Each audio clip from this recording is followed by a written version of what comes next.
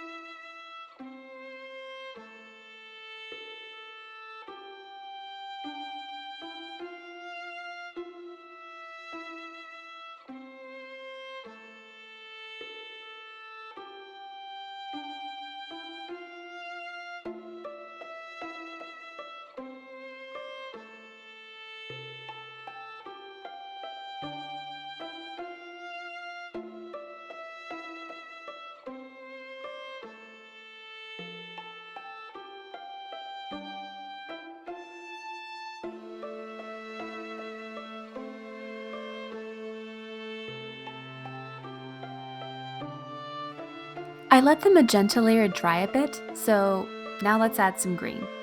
I decided that I'd like this to be a nighttime desert scene, so I'm using a darker green for the shadowy areas.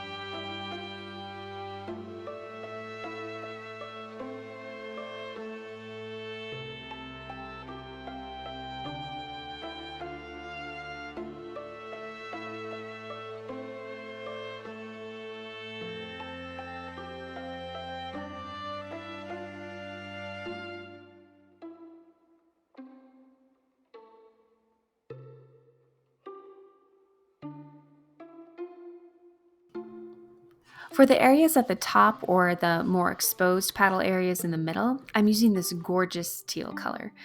It's called Macaw and it's made by Scribble Lady.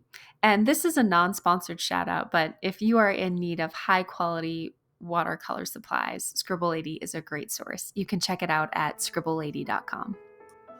And now back to painting.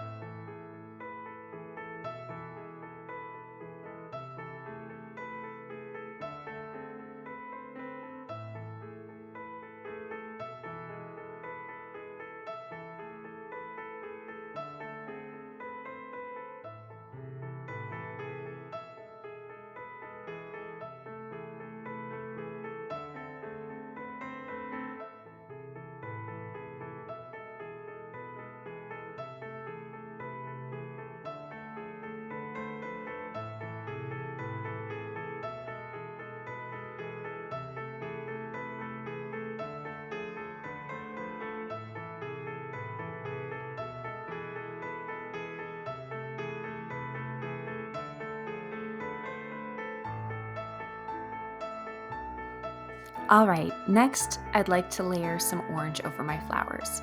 For this, I'm going to use a smaller brush, but if you don't have a smaller brush, no problem, just use a light touch.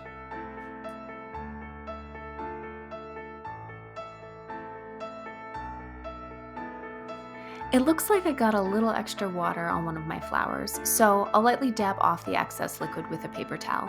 Also, I think I want to lift some of this color throughout, so I'll cover with a paper towel, lightly press, and voila!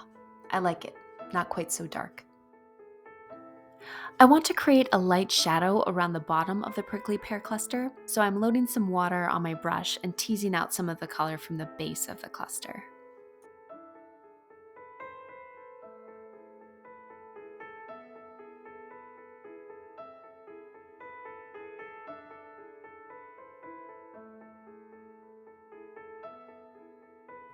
Next, we're going to add some ink. Since I'm planning to have a dark sky, I'm going to leave the foreground a light color, with just a few texturing lines for balance, like so. And of course, what is a night sky without stars? Before filling in my sky, I'm going to draw small circles for stars. Draw as many or as few as you like. They don't have to be the same size or perfectly round. You could do diamonds if you like. Have fun with it.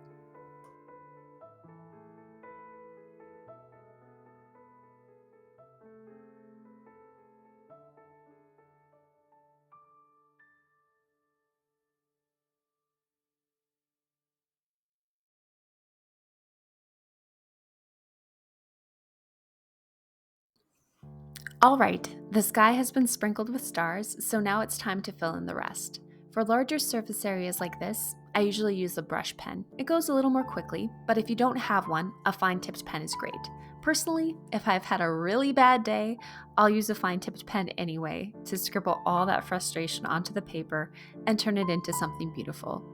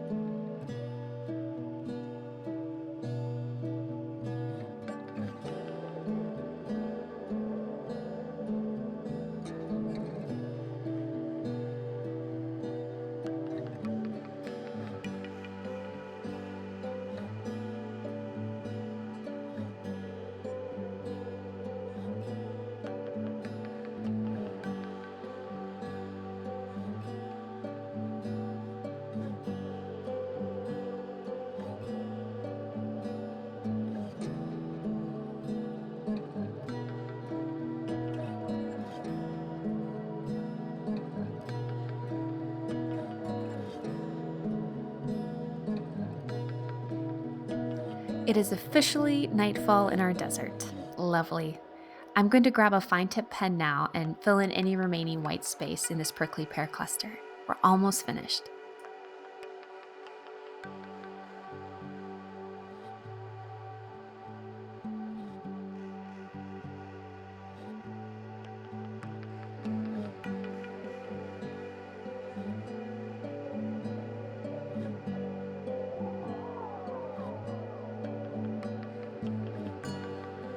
Oh, yeah, And I'm going to add partial outlines to some of the paddles where I'd like to see more definition.